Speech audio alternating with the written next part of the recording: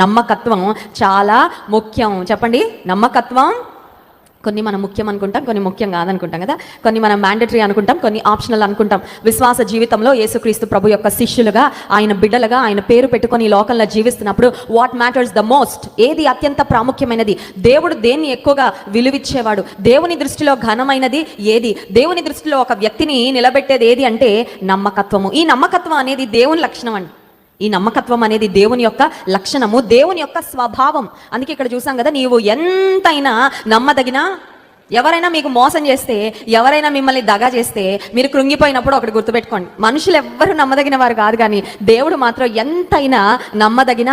You can trust on God at all times. అన్ని సమయాలలో దేవుని నువ్వు నమ్ముకోగలవు, కానీ మనుషులు ఎవరు కూడా నమ్మదగిన వారు కారు. మాకు తెలుసు, చాలా మంది తమ ప్రార్థన అవసరతలు పంచుకుంటా ఉన్నప్పుడు మా సొంత అన్నదమ్ములండి, మా సొంత అక్క చెల్లెళ్ళండి, అప్పటి వరకు బాగున్నారు, ఆస్తి పంపకాల దగ్గరకు వచ్చేసరికి